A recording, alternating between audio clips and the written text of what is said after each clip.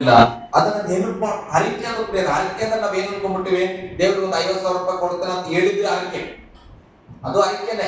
ಆದ್ರೆ ಬರೀ ಹಣದ್ದಲ್ಲ ಹರಿಕೆ. ನಾವ್ ಏನ್ ದೇವ್ರಿಗೆ ಮಾತಾಡ್ತೇವೆ, ನಾಳೆಯಿಂದ ನಾನು ಹಿಂಗಿರ್ತೇನೆ, ನಾನು ಇಂಥದನ್ನ ಬಿಡ್ತೇನೆ, ಇಂಥದನ್ನ ಮಾಡ್ತೇನೆ, ಇದು ಕೂಡ ಹರಿಕೆ. ಹರಿಕೆ ಅಂದ್ರೆ ಒಪ್ಪಿಕೊಳ್ಳುವುದು. ಹಲ್ಲೆಲೂಯಾ, ಗಟ್ಟಿಯಾಗಿ ಹಲ್ಲೆಲೂಯಾ. ದೇವರೊಟ್ಟಿಗೆ ಒಡಂಬಡಿಕೆ ಮಾಡ್ಕೊಳ್ಳೋದು, ನಾನು ದೇವರೇ ಇಂಥದನ್ನ ನಾನು ಮಾಡ್ತೇನೆ. ಹಲ್ಲೆಲೂಯಾ, ಗಟ್ಟಿಯಾಗಿ ಹಲ್ಲೆಲೂಯಾ. ಇಂಥದ್ದನ್ನ ನಾವು ನೆನಪು ಮಾಡಿಕೊಳ್ಬೇಕಾಗಿದೆ ಪ್ರಿಯರೇ. ನಾವೇನ್ ಮಾಡಬೇಕು, ಚೆನ್ನಾಗಿ ಅದನ್ನ ನೆನಪು ಮಾಡಿಕೊಳ್ಬೇಕು. ಒಂದು ವಚನ ಓದೋಣ. ಮತ್ತಾಯನ ಬರೆದ ಸುವಾರ್ತೆ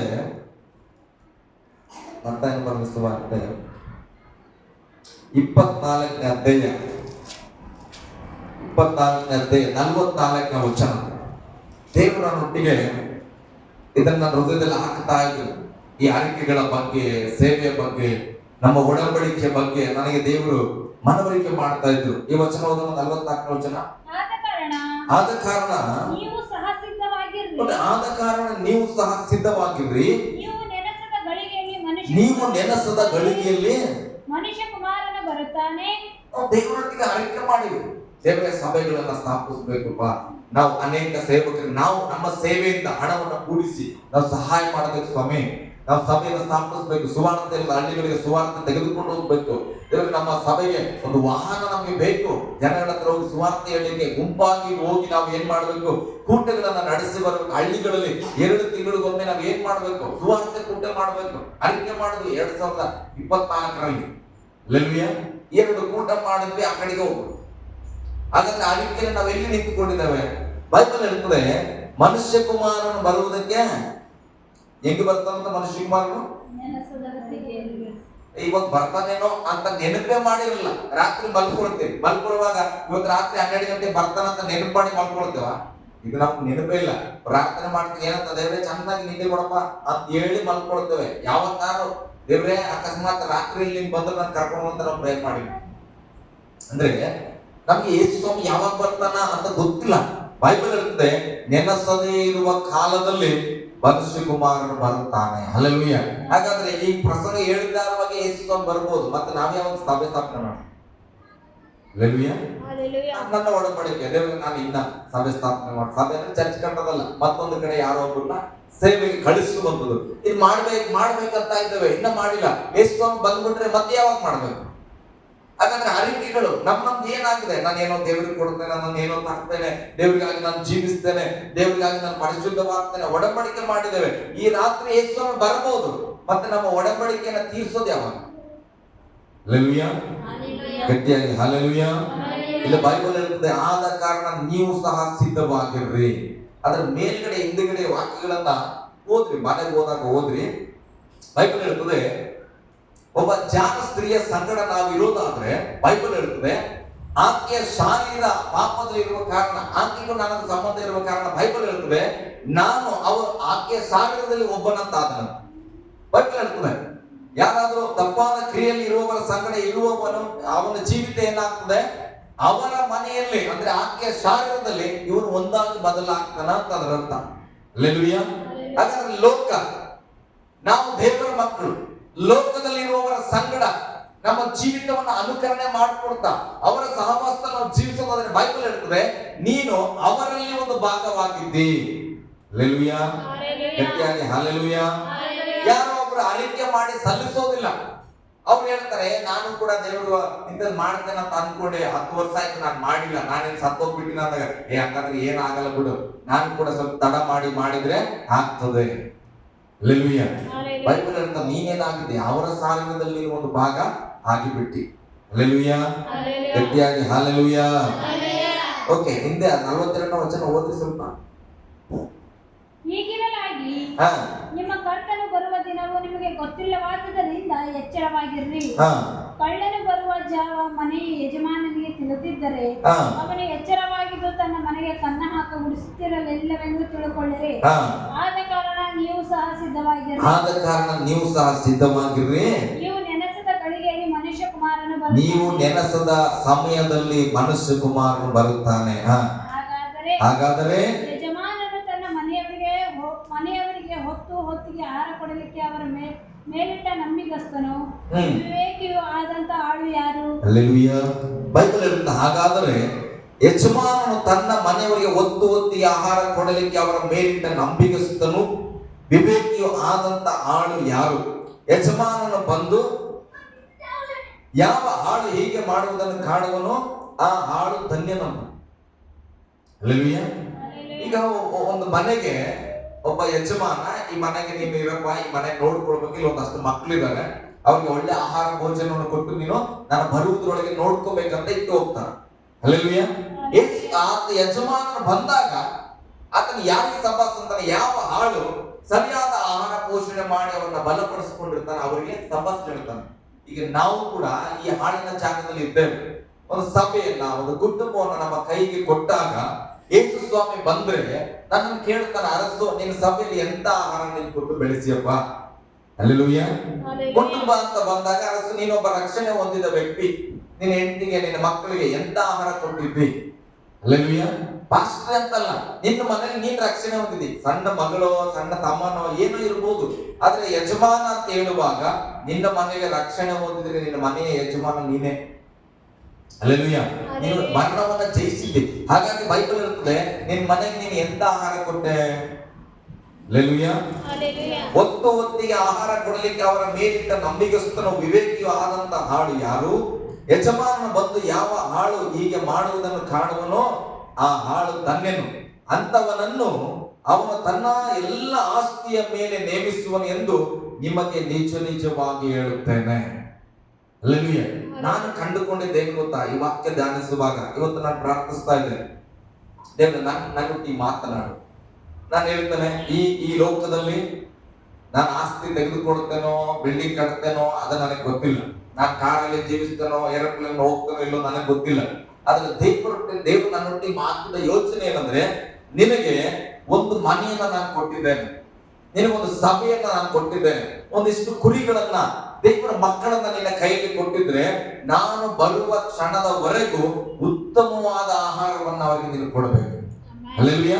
ಬೈಬಲ್ ಹೇಳ್ತದೆ, ಯಾವ ಆಳು ಉತ್ತಮವಾದ ಆಹಾರವನ್ನ ಕೊಟ್ಟು ನಂಬಿಗಸ್ತು ಅಂತ ಅನ್ನಿಸಿಕೊಳ್ತಾನೋ, 47ನೇ ವಚನ ಹೇಳ್ತದೆ ಏನಂತ, ಅಂತವನನ್ನು ಆ ಯಜಮಾನ ತನ್ನ ಎಲ್ಲಾ ಆಸ್ತಿಯ ಮೇಲೆ ನೇಮಿಸುವನಂತ.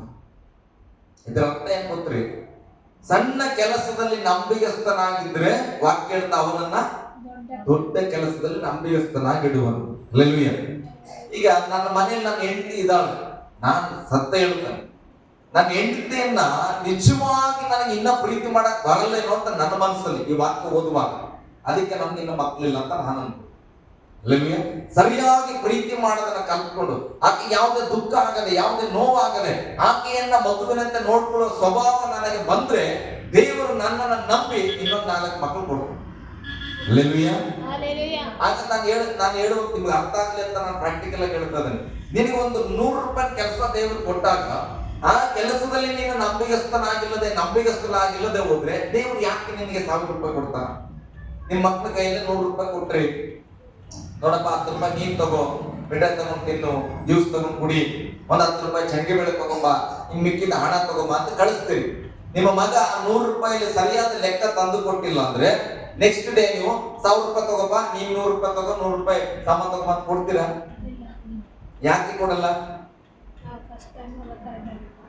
ಏನಾಗಿದೆ? ಸಣ್ಣ ಕೆಲಸದಲ್ಲಿ ಮೋಸ ಹೋಗಿದ್ದೇವೆ, ಮೋಸ ಮಾಡಿದ್ದೇವೆ, ಅದಕ್ಕೆ ಏನ್ ಮಾಡಲ್ಲ, ನಮ್ಮ ಮಕ್ಕಳ ಕೈಯಲ್ಲಿ ಕೊಡಲ್ಲ ಪ್ರಿಯರೇ. ಹಲ್ಲೆಲೂಯಾ.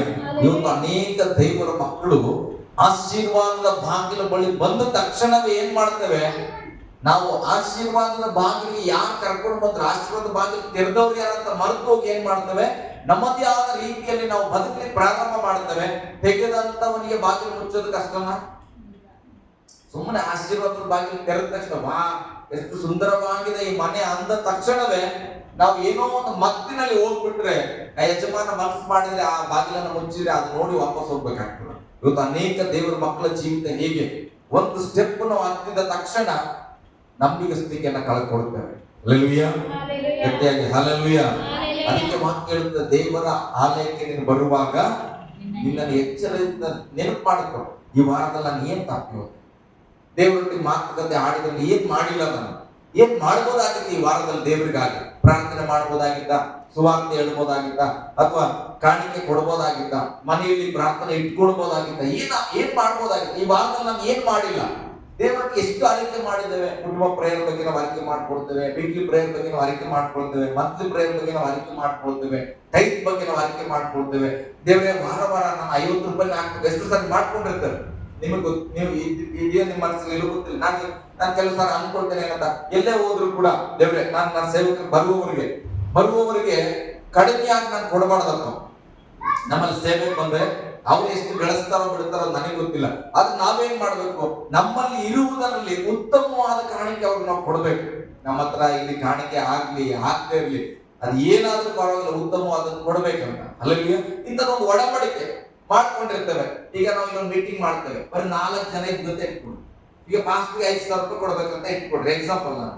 ಆದ್ರೆ 4 ಜನ ಬಂದಾಗ 5,000 ರೂಪಾಯಿ ಕಾಣಿಕೆ ಬರ್ತದ. ಹಾಗಾಗಿ ಜನ ಕೊಟ್ಟಿಲ್ಲ, ಜನ ಬಂದಿಲ್ಲ, ನಾನೇನ್ ಮಾಡ್ಲಿ ಅಂತೇಳಿ ಅವ್ರಿಗೆ ನಾನು ಕಡಿಮೆ ಕಾಣಿಕೆಯನ್ನು ಕೊಟ್ರೆ ಒಡಂಬಡಿಕೆ ಮಾಡ್ಕೊಂಡಿದ್ಯಾರು? ನಾನು ಒಡಂಬಡಿಕೆ ಮಾಡ್ಕೊಂಡ್ಮೇಲೆ ನನ್ನ ಒಡಂಬಡಿಕೆ ದೇವರ ಮುಂದಿದೆ ಅಂತೇಳಿ ಜನ ಕಾಣಿಕೆ ಹಾಕ್ತಾರೋ ಇಲ್ವೋ, ನಾನೇನು ಒಡಂಬಡಿಸಲ್ಪಟ್ಟಿದ್ದೇನೆ ಅದರಂತೆ ಉತ್ತಮವಾದ ಕಾಣಿಕೆ ನಾನು ಕೊಡ್ಬೇಕು. ಹಲ್ಲೆಲೂಯಾ. ಹಾಗಾದ್ರೆ ಅದರಲ್ಲಿ ನಂಬಿಕೆಸ್ತನಾಗಿ ನಾನು ನಿಂತ್ರೆ ಮತ್ತೊಂದು ದಿನ ದೇವರು ನನ್ನನ್ನ ಉನ್ನತ ಸ್ಥಾನಕ್ಕೆ ತೆಗೆದುಕೊಂಡು ಹೋಗುವನಾಗಿದ್ದಾನೆ. ಹಲ್ಲೆಲೂಯಾ. ನಿಮ್ಮ ಕಡೆಗೆ ನಾನು ಬರೋದಾದ್ರೆ ನೀವು ಏನೇನು ಆರೈಕೆ ಮಾಡಿಕೊಂಡ್ರಿ, ಅದ್ರಲ್ಲಿ ಕಳೆದ ವಾರ ತಿರುಗಿ ನೋಡಿದ್ರೆ ಏನ್ ಮಾಡಿಲ್ಲ, ಮಾಡಬಹುದಾಗಿತ್ತು ಕೂಡ ಮಾಡದೇ ಇರುವಂತದನ್ನ ನಾವು ಎಚ್ಚರಿಕೆ ಮಾಡ್ಕೊಳ್ಬೇಕು. ಅದನ್ನ ಎಚ್ಚರಿಕೆ ದೇವರ ಆಲಯಕ್ಕೆ ಬರುವಾಗ ಎಚ್ಚರಿಕೆಯಿಂದ ಏನ್ ಮಾಡಿಲ್ಲ, ಏನ್ ಮಾಡ್ಬೇಕಾಗಿತ್ತು ಅದನ್ನ ಯಾವ್ದು ಮಾಡಿಲ್ಲ, ಏನ್ ಮಾಡಬಾರ್ದಾಗಿದ್ದನ್ನು ನಾನು ಮಾಡಿದ್ದೇನೆ. ಮೊದಲು ದೇವರ ಸನ್ನಿಧಿಗೆ ಬಂದಾಗ, ಸ್ವಾಮಿ ಇದು ನನ್ನ ಜೀವಿತದಲ್ಲಿ ಹಾಕ್ಬಾರ್ದಾಗಿತ್ತು, ಇದನ್ನ ಕ್ಷಮಿಸು ದೇವರು, ಇದು ಮಾಡಬೇಕಾಗಿತ್ತು ಆಗಿಲ್ಲ, ಈ ವಾರದಲ್ಲಿ ಅದನ್ನ ನಾನು ಏನ್ ಮಾಡ್ತೇನೆ, ಇದನ್ನ ಮಾಡುತ್ತೇನೆ. ಹಲ್ಲೆಲೂಯಾ. ಗಟ್ಟಿಯಾಗಿ ಹಲ್ಲೆಲೂಯಾ. ಯಾಕಂದ್ರೆ ಸತ್ಯವೇದ ಹೇಳ್ತದೆ, ಇದರಲ್ಲಿ ನಂಬಿಗಸ್ತನಾಗಿದ್ದವನನ್ನ ಯಜಮಾನ ಬಂದಾಗ ಅವನು ಇರುವ ಎಲ್ಲ ಆಸ್ತಿಯ ಮೇಲೆ ಓದಿನ ವಚನ 47,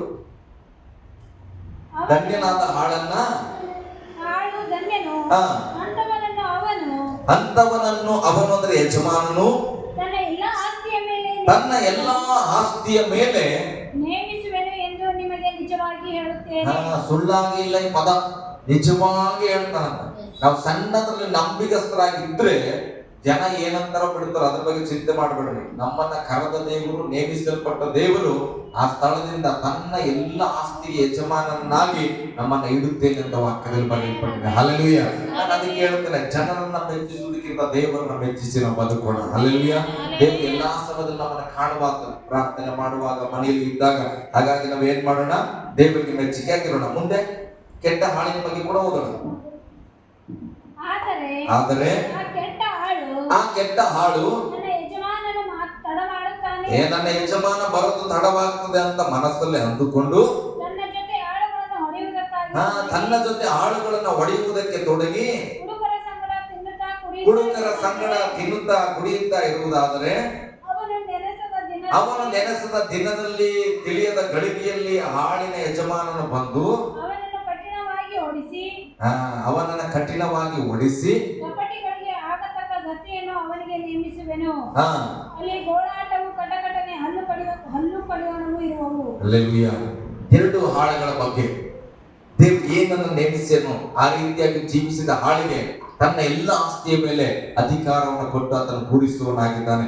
ಯಾರು ಯೇಸು ಸ್ವಾಮಿ ಬರ ತಡ ಆಗ್ಬಿಡು, ಅಲ್ಲ ಯಜಮಾನ ಬರ ತಡ ಆಗ್ತದ ಬನ್ರಿ, ಯಜಮಾನ ಬರೋಷ್ಟೊಳಗೆ ಒಂದು ಇಸ್ಪಿಟ್ ಕಾಂಡ ಹಾಕ್ಬಿಡೋಣ, ಒಂದ್ ಬಾಟಲ್ ತಂದು ಕುಡಿದು ಬಿಡೋಣ, ಯಜಮಾನ ಇನ್ನ ಬಾಳ್ ಲೇಟ್ ಅದ, ಅಲ್ಲಿವರೆಗೆ ನಾವ್ ಏನಾದ್ರು ಮಾಡಿ ಮರೆ ಮಾರ್ಚ್ಕೊಂಡ್ರೆ ಆಯ್ತು. ಹಲ್ಲೆಲೂಯಾ.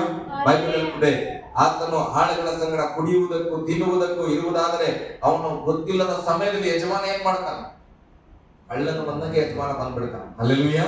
ಅವಾಗ ಬೈಬಲ್ ಹೇಳ್ತದೆ, ಅವನನ್ನು ಏನ್ ಮಾಡ್ತಾರೆ, ಕಪಟಿಗಳಿಗೆ ಆಗುವ ಶಿಕ್ಷೆಯನ್ನು ಕೊಟ್ಟು ಕಟ್ಟಕಟ್ಟನೆ ಹಲ್ಲು ಕಡಿಯುವ ಸ್ಥಳದಲ್ಲಿ ನರಕದಲ್ಲಿ ಹಾಕುವನು.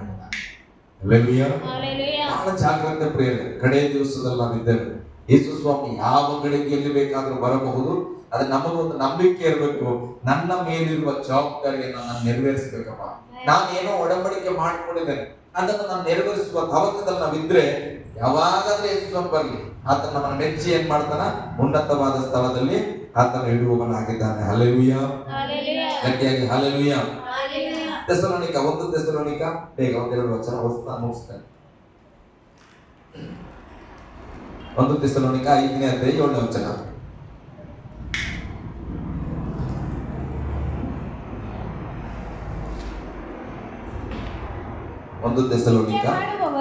ನಿದ್ದೆ ಮಾಡುವವರು ರಾತ್ರಿಯಲ್ಲಿ ನಿದ್ದೆ ಮಾಡುತ್ತಾರೆ, ಅಮಲೇರುವವರು ಸಹ ರಾತ್ರಿಯಲ್ಲಿ ಅಮಲೇರುತ್ತಾರಷ್ಟೇ. ನಾವಾದರೂ ನೋಡ್ರಿ, ನಾನಾದರೂ ಅವರು ರಾತ್ರಿ ವೇಳೆ ನಿದ್ದೆ ಮಾಡೋ ರಾತ್ರಿ ನಿದ್ದೆ ಮಾಡ್ತಾ ಇರ್ತಾರ. ಮತ್ತದಲ್ಲಿ ಅಮಲೇರುವವರು ರಾತ್ರಿಯಲ್ಲಿ ಅಮಲೇರುತ್ತಾ ಇರ್ತಾರ. ಅವರು ಬೇರೆ ಜನಾಂಗ, ಕೆಟ್ಟ ಜನ, ದೇವರನ್ನ ಅರಿಯದ ಜನ, ದೇವರಿಗೆ ವಿರುದ್ಧವಾಗಿ ದೇವರು ಯಾವಾಗ ಬರ್ತಾನ ಬಿಡು ಅಲ್ಲಿವರೆಗೆ ನೋಡ್ಕೊಳ್ಳೋಣ ಉದಾಸೀನವುಳ್ಳಂತ ಜನ ಅಮಲೇರುತ್ತಲೇ ಇರುತ್ತಾರೆ. ಆದ್ರೆ ನಾವಾದರೂ ಹೇಳಿ, ನಾನಾದರೂ ಹಗಲಿನವನೇ ಆಗಿರಲಾಗಿ ವಿಶ್ವಾಸ, ನಾನು ಬೆಳಕಿನವನು. ಅವ್ರು ಹಂಗದಾರಲ್ಲ, ಇವ್ರು ಹಿಂಗದಾರಲ್ಲ, ಅವ್ರು ಮಾಡ್ಲಿಲ್ಲಲ್ಲ, ಅವ್ರು ಒಪ್ಕೊಂಡು ಕೊಡ್ಲಿಲ್ಲಲ್ಲ, ಅವ್ರು ಪ್ರಾರ್ಥನೆ ಮಾಡ್ತಾ ಇಲ್ಲಲ್ಲ, ಅವ್ರು ಕೈ ಎತ್ತಿ ಹೇಳೋದಿಲ್ಲ ನಾನು 2 ಗಂಟೆ ಜಪ ಮಾಡ್ತೇನೆ ಅಂತ, ಜಪ ಮಾಡೋದು ನೋಡೇ ಇಲ್ವಲ್ಲ, ಅವೆಲ್ಲ ನಮ್ಗೆ ಬೇಡ. ನಾನಾದರೂ, ಅವ್ರ ಬಗ್ಗೆ ನಮಗೆ ಪ್ರಶ್ನೆ ಬೇಕಾಗಿಲ್ಲ. ನಾನಾದರೂ ಬೆಳಕಿನವನಾಗಿರುವ ಕಾರಣ ಮೊದಲು ಯಾವುದರಲ್ಲಿ? ವಿಶ್ವಾಸ, ನಂಬಿಗಸ್ತನಲ್ಲಿ, ನಂಬಿಕೆಯಲ್ಲಿ ಮತ್ತೆ ಪ್ರೀತಿಗಳೆಂಬ ವಜ್ರ ಕವಚವನ್ನ. ವಿಶ್ವಾಸ ಒಂದು ಕಡೆ, ಪ್ರೀತಿ, ನಂಬಿಕೆಯ ಪ್ರೀತಿ ಇರಬೇಕು. ಹಲ್ಲೆಲೂಯಾ. ಬೈಬಲ್ ಹೇಳ್ತದೆ, ವಿಶ್ವಾಸ ಪ್ರೀತಿಗಳೆಂಬ ವಜ್ರ ಕವಚವನ್ನ, ರಕ್ಷಣೆಯ ನಿರೀಕ್ಷೆ ಎಂಬ ಶಿರಸ್ತ್ರಾಣವನ್ನು ಧರಿಸಿಕೊಂಡು ಸ್ವಸ್ಥ ಚಿತ್ತರಾಗಿ ಇರೋಣ. ಪಕ್ಕದವ್ರ ಬಗ್ಗೆ ನಾವು ಬೇಡ. ನಾನು ಹೇಳುದು, ನಾನು ಬೆಳಕಿನವನಪ್ಪ, ನಾನು ಯೇಸುವಲ್ಲಿದ್ದೇನೆ, ನನಗೆ ಒಂದು ವಾಗ್ದಾನ ಇದೆ, ನಾನು ಒಡಂಬಡಿಕೆ ಮಾಡ್ಕೊಂಡು ದೇವರಿಗಾಗಿ ಸೇವೆ ಮಾಡಬೇಕಂತ ನಾನು ಸೇವೆ ಮಾಡ್ತೇನೆ. ಕುಟುಂಬ ಏನಾದ್ರೂ ಆಗಲಿ, ನಾನು ಸತ್ಯ ಹೇಳ್ತೇನೆ, ಕುಟುಂಬ ಏನಾದ್ರೂ ಆಗಿರ್ಲಿ, ಕುಟುಂಬದಲ್ಲಿ ಕೆಲವರು ನಾವು ಭಕ್ತಿ ಮಾಡ್ತೇವೆ ಅಂತಾರ, ಕೆಲವರು ಭಕ್ತಿ ಮಾಡಲ್ಲ. ಅಲ್ಲೆಲೂಯಾ. ನಾವಿದ್ದಾಗ ಒಂದು ರೀತಿಯಾಗಿರ್ತಾರ, ನಾವಿಲ್ಲದಾಗ ಒಂದು ರೀತಿ. ಅದು ನನಗೆ ಬೇಡ. ಅದು ನಾನೇನ್ ಅನ್ಕೊಳ್ಬೇಕು, ನಾನಾದರೂ ನಾನು ಕ್ರಿಸ್ತನಲ್ಲಿ ಇರುವ ಕಾರಣ ವಿಶ್ವಾಸ ಪ್ರೀತಿ ಎಂಬ ವಜ್ರ ಕವಚವನ್ನ, ಮತ್ತೆ ಬೈಬಲ್ ರಕ್ಷಣೆ ಎಂಬ, ಅಂದ್ರೆ ದೇವರ ರಕ್ಷಣೆ ಅನ್ನತಕ್ಕಂಥ ನಿರೀಕ್ಷೆಯನ್ನ ಶಿರಸ್ತ್ರಾಣವಾಗಿ ಧರಿಸಿಕೊಂಡು ನಾವೇನ್ ಮಾಡ್ಬೇಕು? ಸ್ಥಿರಚಿತ್ತವಾಗಿರ್ಬೇಕು. ಹಲ್ಲೆಲೂಯಾ. 9ನೇ ವಚನ ಯಾಕೆ ಹಂಗಿರ್ಬೇಕು? ಯಾಕಂದರೆ ಯಾಕೆ ಹಂಗಿರ್ಬೇಕು? ದೇವರು ನಮ್ಮನ್ನು ತನ್ನ ಕೋಪಕ್ಕೆ ಗುರಿಯಾಗಬೇಕೆಂದು ನೇಮಿಸದೆ. ದೇವರು ನಮ್ಮನ್ನು ಯಾಕೆ ನೇಮಿಸನ? ನಾನು ಕೋಪದಲ್ಲಿ ಸಿಕ್ಬಿಡ್ಬೇಕು, ಕೋಪದಲ್ಲಿ ಎತ್ತಿವ್ರನ್ನ ಬೆಂಕಿಗೆ ಹಾಕ್ಬಿಡ್ಬೇಕಂತ ಕರೆದಾನ. ದೇವರು ಕರೆದಿದ್ದೆ ಯಾಕಂತ, ದೇವರ ಕೋಪಕ್ಕೆ ನಾವು ಸಿಗಬಾರದು, ದೇವರ ಪ್ರೀತಿಗೆ ಸಿಗ್ಬೇಕು, ದೇವರ ಅನ್ಯೋನ್ಯತೆಗೆ ಸಿಗ್ಬೇಕು, ದೇವರ ಸಹವಾಸ ನಾವು ಇರ್ಬೇಕು. ಕೋಪ ಬಂದಾಗ ಸಿಕ್ಕಿದ್ರೆ ಏನ್ ಮಾಡ್ತೇವೆ? ನನಗೆ ಬಹಳ ಕೋಪ ಬಂದಿದೆ ತಿಳ್ಕೊಡ್ರಿ, ಅವಾಗ ನಮ್ಗೆ ಸಾಲು ಬರ್ತಾನೆ, ಚಿಕ್ಕಪ್ಪ ನಂಗೆ ಅದು ಬೇಕಾದ್ರೆ ಏನಾಗ್ತದೆ ಕೋಪದಲ್ಲಿ? ಅಪ್ಪ ಕೊಟ್ಟು ಕೂಡೋದು. ಬೈಬಲ್ ಇರುತ್ತೆ, ದೇವರ ಕೋಪಕ್ಕೆ ನಾನು ನೀನು ಸಿಗದೆ ಇರಬೇಕೆಂಬುದಾಗಿ ದೇವರು ನಮ್ಮನ್ನ ಕರೆದಿದ್ದಾನೆ. ಓದಿ ಮುಂದೆ. ಗುರಿಯಾಗಬೇಕೆಂದು ನೇಮಿಸದೆ ನಾವು ನಮ್ಮ ಕರ್ತನಾದ ಯೇಸು ಕ್ರಿಸ್ತನ ಮೂಲಕವಾಗಿ ರಕ್ಷಣೆಯನ್ನು ಸಂಪಾದಿಸಿಕೊಳ್ಳಬೇಕೆಂದು ನೇಮಿಸಿದನು. ಯಾವಾಗಲೂ ದೇವರು ಏನ್ ಬಯಸಿದ್ದಾನೆ? ದೇವರ ರಕ್ಷಣೆಯನ್ನು ನಾವು ಸಂಪಾದಿಸಲೇ ಪ್ರತಿನಿತ್ಯ ಸಂಪಾದಿಸಬೇಕು. ಇವತ್ತು ನಾವು ರಕ್ಷಣೆಯಲ್ಲಿದ್ದೇವೆ, ಸ್ತೋತ್ರ. ಹಂಗಂತೇಳಿ ಪಾಪದಲ್ಲಿ ಏನಾಗ ಕಳ್ಕೊಳ್ತವೆ. ಅದಕ್ಕೆ ಬೈಬಲ್ ಹೇಳ್ತದೆ, ಪ್ರತಿನಿತ್ಯ ದೇವರ ಒಂದು ಸಹವಾಸ, ದೇವರ ರಕ್ಷಣೆಯನ್ನ ನಾವು ಹೊಂದಿದ್ದಲೇ ಹೋಗ್ಬೇಕು. ಹಲ್ಲೆಲೂಯಾ. ಬೈಬಲ್ ಹೇಳ್ತದೆ, ಅದಕ್ಕಾಗಿ ನಮ್ಮನ್ನ ದೇವರು ನೇಮಿಸಿದನು. ಹಲ್ಲೆಲೂಯಾ. ಗಟ್ಟಿಯಾಗಿ ಹಲ್ಲೆಲೂಯಾ. ಓಕೆ, ಮುಂದಿನ ವಚನ ನನಗೆ ಬಹಳ ಇಷ್ಟ, ಅದಕ್ಕಾಗಿ ಓದಿ. ನಾವು ಎಚ್ಚರವಾಗಿದ್ದರೂ ಸರಿಯೇ, ನಿದ್ರೆಯಲ್ಲಿದ್ದರೂ ಸರಿಯೇ, ತನ್ನ ಜೊತೆಯಲ್ಲಿಯೇ ಜೀವಿಸಬೇಕೆಂದು ಆತನು ನಮಗೋಸ್ಕರ ಸತ್ತನು. ಯೇಸು ಸ್ವಾಮಿ ಹೃದಯ ನೋಡಿ, ನಾ ಬದುಕಿರ್ಲಿ, ಸತ್ತಿರ್ಲಿ, ನಿದ್ದೆ ಮಾಡ್ತಾ ಇರ್ಲಿ, ಎಚ್ಚರವಾಗಿರ್ಲಿ, ಅರಸು ನನ್ನ ಜೊತೆಗೆ ಇರ್ಬೇಕಂತ ಯೇಸು ಸ್ವಾಮಿ ನನಗಾಗಿ ಸತ್ತನು. ಹಲ್ಲೆಲೂಯಾ. ನಿನಗಾಗಿ ಕೂಡ ಹಾಗೆ ದೇವ್ರು ಹೇಳ್ತಾನ, ನೀನು ಮಲ್ಕೊಂಡಿರು, ಎಚ್ಚರವಾಗಿ, ನೀನ್ ನನ್ನ ಜೊತೆ ಇರ್ಬೇಕು, ಸಾಕು ನನ್ನ ಜೊತೆ ಇರ್ಬೇಕು, ದಿನಕರ ನನ್ನ ಜೊತೆ ಇರ್ಬೇಕು. ಯಾರು ತಂಗಿ ಹೆಸರು ನೆನಪೋಯ್ತು, ಇಬ್ಬರ ಹೆಸರು ಒಂದೇ, ಸಾಕ್ಷಿ. ಅಂದ್ರೆ ದೇವರು ನಿಮ್ಮ ಯಾವಾಗ ಜೊತೆಗಿರ್ಬೇಕಂತ, ಯಾವತ್ತೋ ಒಂದಿನಲ್ಲ, ಯಾವಾಗ ಯೇಸುವಿನ ಜೊತೆಲೇ ನೀವು ಇರ್ಬೇಕಂತ ಹೇಳಿ ಯೇಸು ಸ್ವಾಮಿ ನಿಮಗಾಗಿ ಪ್ರಾಣ ಕೊಡ್ತಾವ. ಹಲ್ಲೆಲೂಯಾ. ಗಟ್ಟಿಯಾಗಿ ಹಲ್ಲೆಲೂಯಾ. ನಾವೇನ್ ಕೊಟ್ಟಿವಿ ದೇವ್ರಿಗಾಗಿ? ನಾವೇನ್ ಕೊಟ್ಟೇವಪ್ಪ? ದೇವ್ರಿಗೆ ಏನಾದ್ರು ಕೊಡಂತ ಕೇಳಲ್ಲ. ಬೆಳ್ಳಿ ಕೊಡು, ಬಂಗಾರ ಕೊಡು, ನೀ ಕಾಣಿಕೆ ಕೊಡೇಬೇಕು, ನೀನ್ ಚರ್ಚ್ ಕಟ್ಟಬೇಕಂತ ಏನ್ ಹೇಳಿಲ್ಲ. ದೇವ್ರಲ್ಲಿ ನಿಮ್ಗೆ ಹೇಳಿದ್ದು ಗೊತ್ತಾ, ನಿನ್ ಕೈಲಿ ಆಗಲ್ಲ ಅಂದ್ರೆ ಅರಿಕೆ ಮಾಡ್ಬೇಡ, ಆರಾಮಾಗಿರು.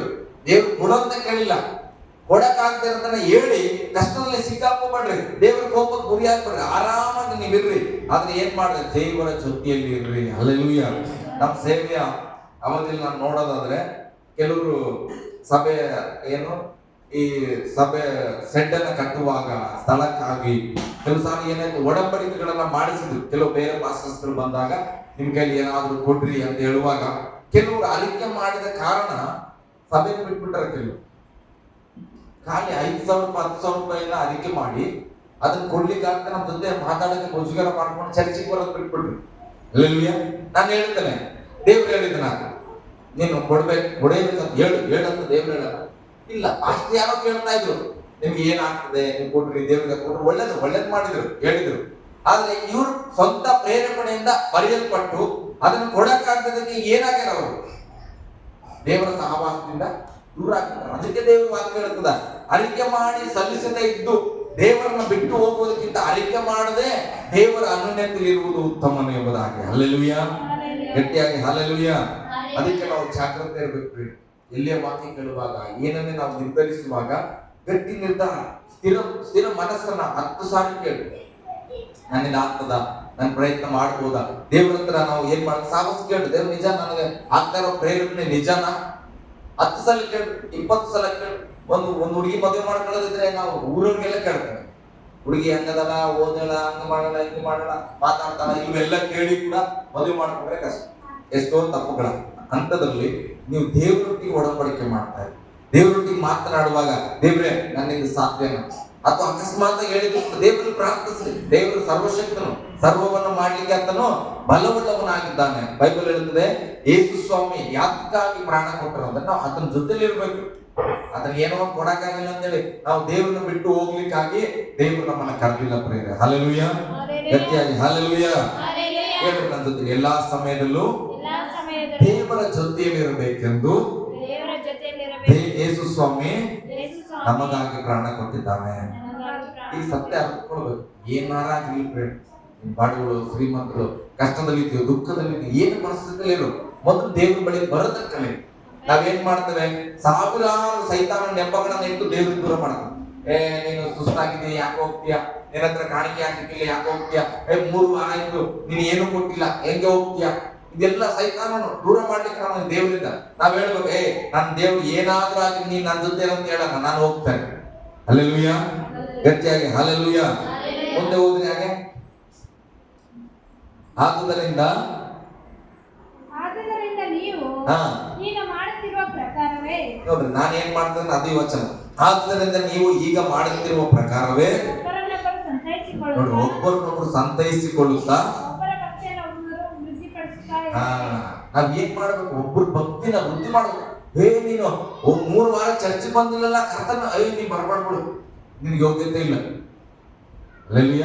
ಮೊನ್ನೆ ನೀನ್ ಜಗಳ ಮಾಡ್ಕೊಂಡ್ಬಿಟ್ಟಿಲ್ಲ, ಹೆಂಗ್ ಬರ್ತಿ ಚರ್ಚಿಗ, ದೇವ್ರ ನಿನ್ ಮೇಲೆ ಕೋಪ ಆಗ್ಬಿಟ್ರ, ಬರ್ಬಾರ್ದು ನೀನ್ ಚರ್ಚಿಗೆ. ಅಲ್ಲೆಲ್ಲೂಯ. ಅಲ್ಲೇ ಗುಡಿಗೆ ಹೋಗೋಣ ಅಂತ ಗುಡಿಗೆ ಹೋಗ್ಬಿಟ್ಟು ಪ್ರಸಾದ ಹೆಂಗ್ ಬರ್ತೀವಿ. ಅಲ್ಲೆಲ್ಲೂಯ. ಹಿಂಗಲ್ಲ, ಸತ್ಯವೇದ ಹೇಳೋದೇನು ಗೊತ್ತಾ, ಏನಾಗಲ್ಲ ಬಾ, ಸಮಯ ಕೇಳು, ದೇವ್ರ ಹತ್ರ ಪ್ರಾರ್ಥನೆ ಮಾಡಿ, ದೇವ್ರು ನಿಮ್ಗೆ ಒಳ್ಳೇದ್ ಮಾಡ್ತಾನ. ಇದು ಬೈಬಲ್ ಹೇಳ್ತದೆ, ಒಬ್ಬರೊಬ್ಬರು ಸಮಾಧಾನ ಪಡಿಸಿ ಭಕ್ತಿ ವೃದ್ಧಿ ಮಾಡ್ಬೇಕಂತ. ಇದ್ದಿದ್ದ ಭಕ್ತಿನ ಸಾಯಿಸುವಾಗ ಮಾಡ್ಬಾರ್ದು. ಯಾರ್ಯಾರು ಮಾಸ್ಟರ್ ಆಗಿರು, ನೀನು ಕುಟುಂಬಸ್ಥನಾಗಿರು, ಸ್ನೇಹಿತನಾಗಿರು, ಅಪರಿಚಿತ, ಎನ್ನುವಂತ ಪ್ರಸಂಗ ಇದೆ. ಬೈಬಲ್ ಹೇಳ್ತದೆ, ಒಬ್ಬರೊಬ್ಬರು ಏನ್ ಮಾಡ್ಬೇಕು, ಭಕ್ತಿ ವೃದ್ಧಿ ಮಾಡ್ಬೇಕು. ಏನಾಗಲ್ಲಮ್ಮ, ದೇವ್ರ ಸಂಸ್ಥಾನ, ನೀನು ಒಳ್ಳೆ ಮಾರ್ಗದಲ್ಲಿ ಬಾ, ನಾಳೆ ದೇವ್ರು ನಿಮ್ಗೆ ಆಶೀರ್ವಾದ ಮಾಡ್ತಾರೆ, ಚಿಂತೆ ಮಾಡ್ಬೇಡ, ನಾನು ದೇವ್ರು ಕರುಣಿಸುವ ದೇವರು. ಹಲ್ಲೆಲೂಯ. ಗಟ್ಟಿಯಾಗಿ ಹಲ್ಲೆಲೂಯ. ಅದೇ ಈ ಬೈಬಲ್ ಹೇಳ್ತದೆ, ಈಗ ಮಾಡುತ್ತಿರುವ ಪ್ರಕಾರ ಒಬ್ಬರನ್ನೊಬ್ರು ಸಂತೈಸ್ಬೇಕು. ಒಬ್ಬರನ್ನು ಟೀಕೆ ಮಾಡೋದಲ್ಲ, ನಿನಗಿಂತ ನಾನೇ ಯೋಗ್ಯರು, ನಿನಗಿಂತ ನಾನೇ ಯೋಗ್ಯನು, ಹಂಗಲ್ಲ. ಬೈಬಲ್ ಹೇಳ್ತದೆ, ಒಬ್ಬರನ್ನೊಬ್ಬರು ಸಂತೈಸಿಕೊಳ್ತಾ ಭಕ್ತಿಯನ್ನ ಬೆಳೆಸ್ಬೇಕು. ಒಬ್ಬರಲ್ಲಿ ಭಕ್ತಿ ಬೆಳೆಸ ಪರವಾಗಿ ನಾನ್ ನಿಮಗಾಗಿ ಪ್ರಯತ್ನ ಮಾಡ್ತೇನೆ, ನಾನ್ ನಿಮ್ಗಾಗಿ ಯಾವಾಗ್ಲೂ ಕೂಡ ಉಪವಾಸ ಇರ್ತೇನೆ, ಚಿಂತೆ ಮಾಡ್ಬೇಡ್ರಿ, ನಾವೆಲ್ಲರೂ ಒಟ್ಟಾಗಿ ನಿಂತ್ಕೊಳ್ಳೋಣ. ಇಂಥದ್ದು ಸಂತೈಸುವುದನ್ನ ನಾವು ಕಲಿತುಕೊಳ್ಬೇಕು ಪ್ರೇರೆ. ಹಲ್ಲೆಲೂಯ. ಗಟ್ಟಿಗೆ ಹಲ್ಲೆಲೂಯ. ಹಾಗಾಗಿ ನಾವು ಏನ್ ಕಲ್ತ್ಕೊಳ್ಬೇಕು, 2 ವಿಚಾರ ನಾನು ಹೇಳ್ತಾ ಇದ್ದೇನೆ. ದೇವರ ಸಾನ್ನಿಧ್ಯಕ್ಕೆ ಬರುವಾಗ ಎಚ್ಚರವಾಗ, ಪ್ರತಿ ವಾರ ನಾನು ಈ ವಾರದಲ್ಲಿ ಏನ್ ಮಾಡಿದೆ, ದೇವರು ಹೇಳಿದ್ದನ್ನು ಎಷ್ಟು ಮಾಡಿದ್ದೇನೆ, ದೇವ್ರು ಮಾಡಬೇಡ ಅಂತ ಎಷ್ಟು ಮಾಡಿದೆ? ಯಾವ್ದು ಪರ್ಸೆಂಟೇಜ್ ಹೆಚ್ಚಿದೆ? ದೇವ್ರು ಮಾಡುವಂತಿರೋದನ್ನ ಹೆಚ್ಚಾಗಿ ಮಾಡಿದೇವ? ದೇವ್ರು ಯಾವ್ದು ಬೇಡ ಅಂತ ಅದನ್ನೇ ಹೆಚ್ಚಾಗಿ ಮಾಡಿದೇವ? ಸ್ವಲ್ಪ ನಮ್ಮನ್ನು ನಾವು ಜಡ್ಜ್ ಮಾಡಿಕೊಂಡು ಸ್ವಲ್ಪ ಸ್ವಲ್ಪ ಸ್ವಲ್ಪ ಸ್ವಲ್ಪ ದೇವ್ರೆ ನನಗೆ ಸಾಧ್ಯವಾಗ್ತಾ ಇಲ್ಲ, ಇದ್ರಲ್ಲಿ ನೀನು ಸಹಾಯ ಮಾಡು, ನಾನು ಬಿಡ್ತೇನೆ. ದೇವ್ರೆ ಇಂಥದನ್ನ ಮಾಡ್ಬೇಕಂತ ಹೇಳಿದೆ, ನನಗೆ ಯಾಕೋ ಹಿಂಸೆ ಆಗ್ತದೆ, ಅದನ್ನ ಮಾಡಕ್ಕೆ ದಾರಿ ತೋರ್ತಾ ಇಲ್ಲ, ದಾರಿ ತಿಳಿಸೋ. ಪ್ರಾರ್ಥನೆ ಮಾಡ್ರಿ, ಪರ್ಸೆಂಟೇಜ್ ಮಾಡ್ರಿ, ಒಳ್ಳೆದ್ ಎಷ್ಟು ಮಾಡಿದೆ, ಕೆಟ್ಟದ ಎಷ್ಟು ಮಾಡಿದೆ, ಅದಕ್ಕೆ ನಿಮ್ಗೆ ಗೊತ್ತಾಗ್ತದೆ. ಒಂದೊಂದಾಗಿ ಹೋಗುವಾಗ ಒಂದು ದಿನ ಸಂಪೂರ್ಣವಾಗಿ ಒಳ್ಳೆದನ್ನ ಮಾಡುವಂತೆ ನೀನಾಗಿರುತ್ತಿ. ಹಲ್ಲೆಲೂಯಾ, ಗಟ್ಟಿಯಾಗಿ ಹಲ್ಲೆಲೂಯಾ. ಇನ್ನೊಂದು ವಚನ ನಾನು ಓದಿಸ್ತೇನೆ, ಇನ್ನೊಂದೇ ಒಂದು ವಚನ ಓದಿಸ್ತೇನೆ.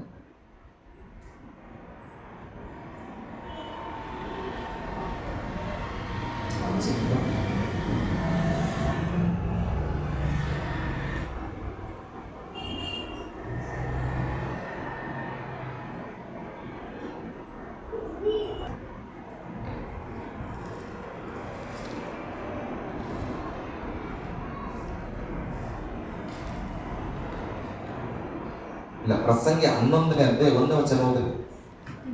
ಪ್ರಸಂಗಿ 11 1. ಓದಿ. ಪ್ರಸಂಗಿ 11 1 ಓದಿ. ನಿನ್ನ ಆಹಾರವನ್ನು ನೀರಿನ ಮೇಲೆ ಚೆಲ್ಲು, ಬಹು ದಿನದ ಮೇಲೆ ಅದು ನಿನಗೆ ಸಿಕ್ಕುವುದು. ಹಲ್ಲೆಲೂಯಾ. ಇದನ್ನ ಇನ್ನೊಂದು ತರ್ಜಮೆಯಲ್ಲಿ ಬರುತ್ತದೆ, ನಿನ್ನ ಆಹಾರವನ್ನ, ನಮ್ಮ ಆಹಾರ ಏನಪ್ಪ? ನಮ್ಮ ಸ್ಪಿರಿಚುವಲ್ ವ್ಯಕ್ತಿಗಳಲ್ಲ, ನಮ್ಮ ಆತ್ಮಿಕ ವ್ಯಕ್ತಿಗಳು, ದೇವರ ಮಕ್ಕಳು. ನಮ್ಗೆ ಆಹಾರ ಅಂತ ಯಾವ್ದು ಕರಿತೇವೆ? ವಾಕ್ಯವನ್ನ, ದೇವರ ವಾಕ್ಯ ನಮ್ಮ ಆಹಾರ. ಹಾಗಾದ್ರೆ ಈ ವಾಕ್ಯದ ಪ್ರಕಾರ ನಮ್ಮ ಆಹಾರವನ್ನ ನಾವ್ ಏನ್ ಮಾಡ್ಬೇಕಂತ? ನೀರಿನ ಮೇಲೆ ಅಂದ್ರೆ ಎಲ್ಲಿ? ಸಮುದ್ರದ ಮೇಲೆ ಹೋಗಿ ಬರೆದು ಒಂದೆರಡು ಬೈಬಲ್ ಅಲ್ಲಿ ಹಾಕ್ಬಿಡ್ಬೇಕಾ? ಅಲ್ಲಲ್ವೇ? ವ್ಯಕ್ತಿಗಳು ಸಮುದ್ರದಂತೆ ಜನ ಅದರ ಬೈಬಲ್ ಹೇಳುತ್ತದೆ. ಅಂದ್ರೆ ಸಮುದ್ರದಲ್ಲಿ ಹೇಗೋ ಹಾಗೆ ಭೂಮಿಯಲ್ಲಿ ನಿನ್ನ ಪ್ರಸನ್ನತೆ ತುಂಬಿದೆ. ಅಲ್ಲಲ್ವೇ? ಹಾಗಾದ್ರೆ ಈಗ ಬೈಬಲ್ ಹೇಳ್ತದ, ನಂಬಿದವರ ಹೊಟ್ಟೆ ಒಳಗಿಂದ ಜೀವ ಬರ್ತದ. ನಾವೇನ್ ಮಾಡ್ಬೇಕು? ನಮ್ಮಲ್ಲಿರುವ ವಾಕ್ಯವನ್ನ ಮತ್ತೊಬ್ಬರಲ್ಲಿ ನಾವು ಬಿತ್ತಬೇಕು.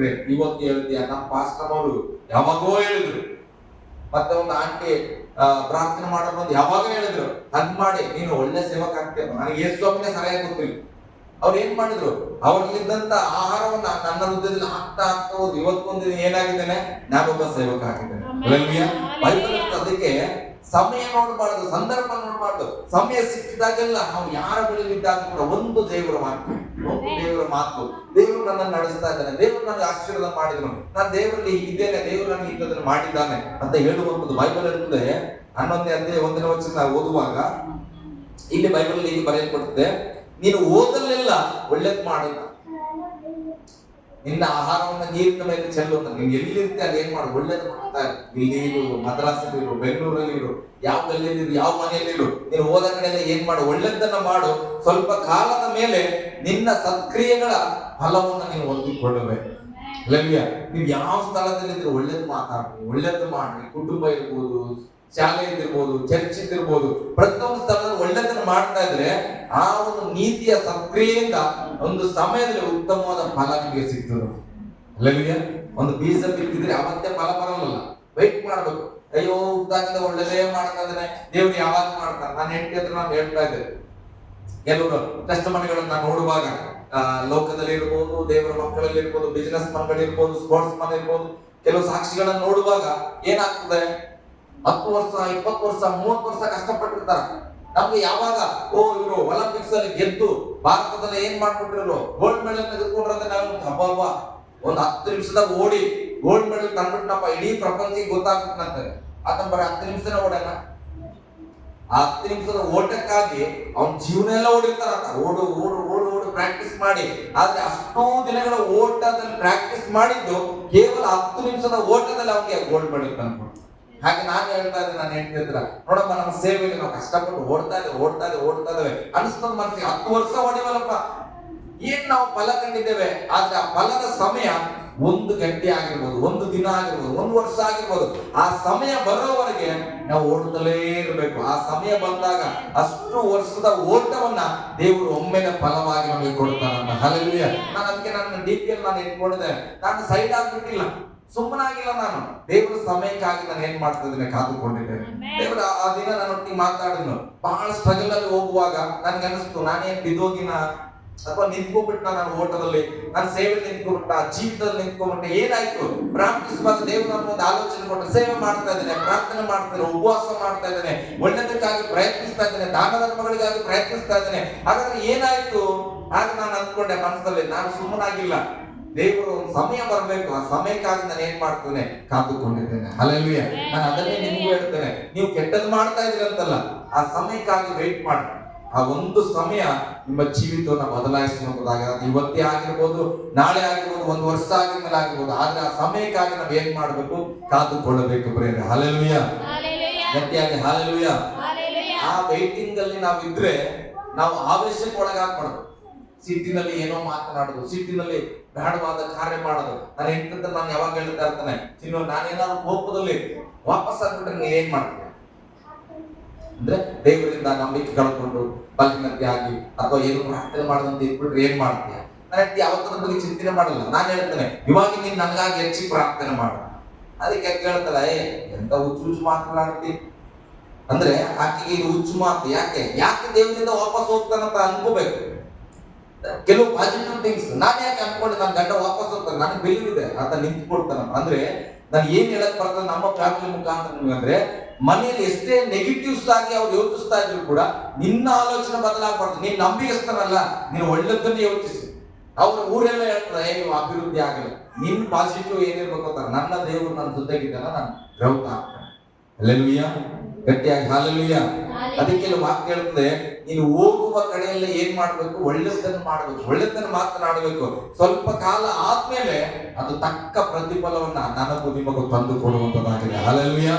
ನಾವೆಲ್ಲ ಎದ್ದು ನಿಂತ್ಕೊಂಡ ಪ್ರೇರೆ.